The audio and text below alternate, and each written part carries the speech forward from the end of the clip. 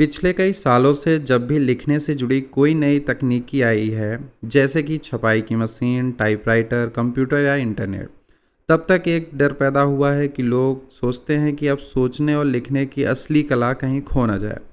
जब जब chat GPT जैसे एआई टूल्स आए हैं, तो यह डर और भी बढ़ गया है। क्या ये टूल्स हमारी सोचने की क्षमता को कम कर रहे हैं?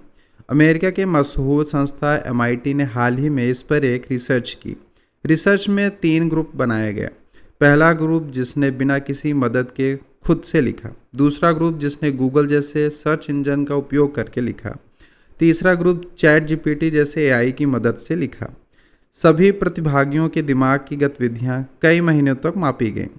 परिणाम चौंकाने वाले थे। जो लोग चैट जीपीटी का उपयोग कर रहे थे, उनके दिमाग की सक्रियता सबसे कम पाई गई। उन लोगों ने अपने लेखन पर कम अधिकार महसूस किया। उन्हें बाद में अपने लिखते हुए का कम याद रहा।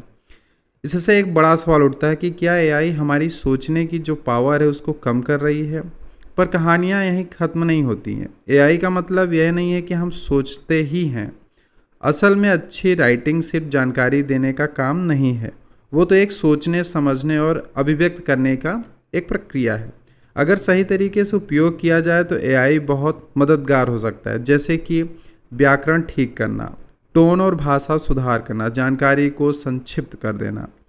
इन सब के लिए चैट जीपीटी जैसे टूल एक अच्छा उपयोग बन सकते हैं। स्कूलों में आजकल बच्चों को लंबा भाग दौड़, जोड़ घटाने सिखाए जाते हैं, जबकि बड़े होकर वो कैलकुलेटर का उपयोग करेंगे। ऐसे ही हमें यह भी सीखना होगा कि एआई को कब और कैसे उपयोग करना है। मुद्दा यह नहीं है कि एआई इस्तेमाल करना है या नहीं है, असल मुद्दा है कि कैसे करना है।